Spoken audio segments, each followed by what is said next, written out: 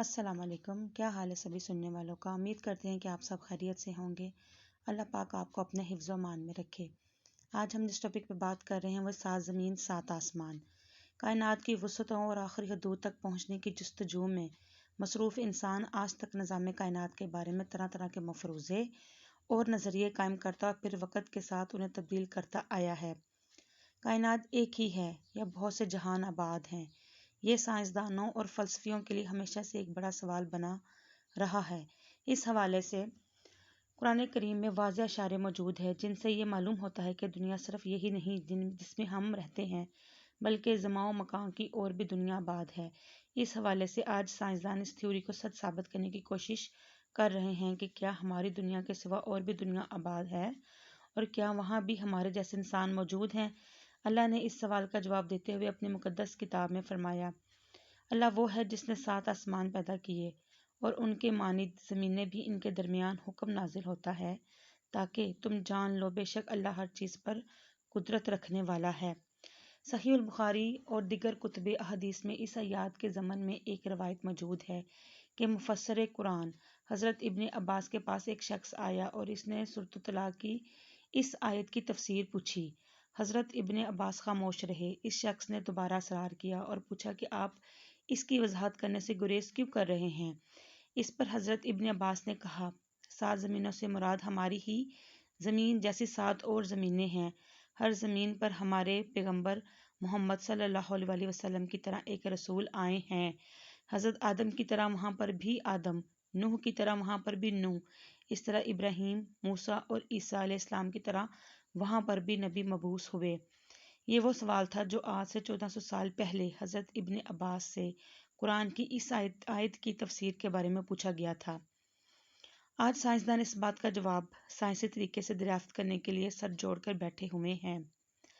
Doctor Maurice بکائی کی کتاب Bible, قرآن اور سائنس، انہوں نے لکھا ہے کہ ان کی تحقیق کے مطابق قرآن مجید میں 7 کا عدد کثرت سے استعمال کیا گیا ہے، جیسا کہ یونانی اور رومی بھی 7 کے عدد کو اپنی روحانی اور مذہبی علوم میں کثرت سے ذکر کیا کرتے تھے۔ لہٰذا 7 زمینوں سے مراد یہ ہے کہ ہماری ہی طرح اور زمینیں کائنات میں موجود ہوں۔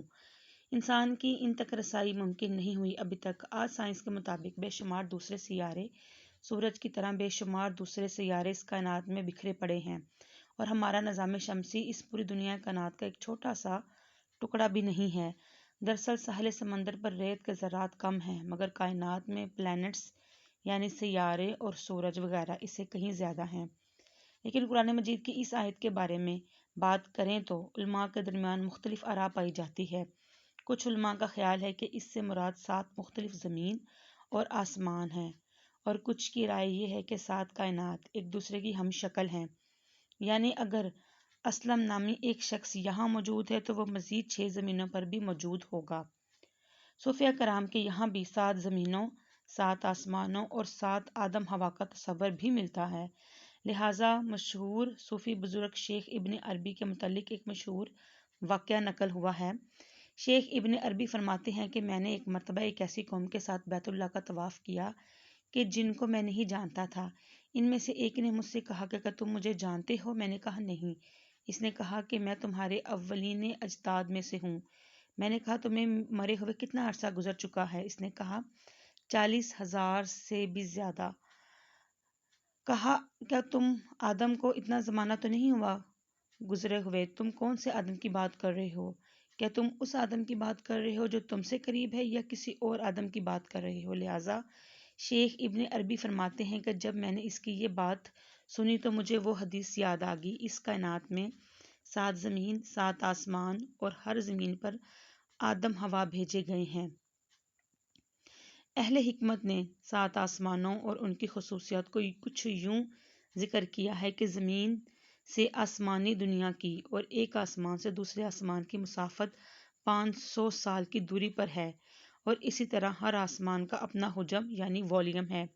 پہلا آسمان دودھ سے بھی زیادہ سفید ہے، لیکن کوہ کاف کی سبزی کی وجہ سے یہ ہرا نظر آتا ہے۔ اس آسمان کا نام رقیہ ہے۔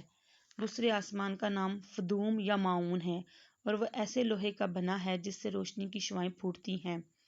تیسرے آسمان کا نام ہایون ہے اور وہ تانبے کا ہے۔ چوتھے آسمان کا نام زہرا ہے اور وہ آنکھوں میں خیرگی پیدا کرنے والی سفید چاندی سے بنا ہے۔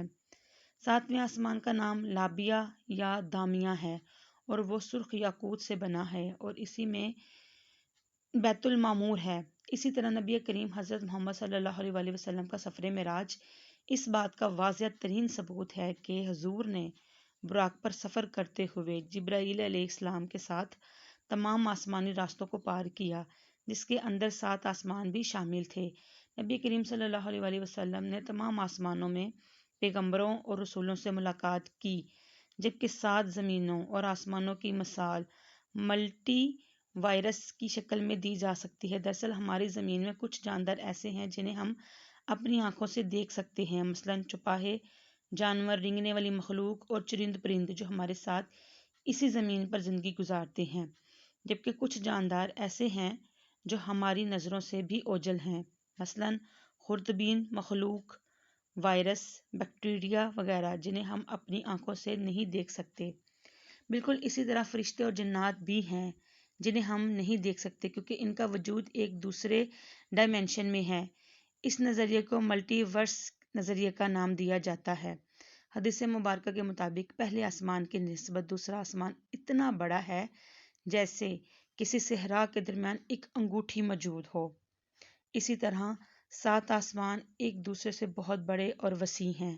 7 زمینوں اور آسمانوں کی وسعتوں کو نہ ہی انسانی دماغ سمجھ سکتا ہے اور نہ ہی اسے بیان کیا جا سکتا ہے، لیکن انہیں تصور کر کے ایک لفظ کا مطلب بہت غور سے ضرور سمجھ میں آتا ہے، وہ ہے اللہ اکبر، یعنی اللہ بہت بڑا ہے۔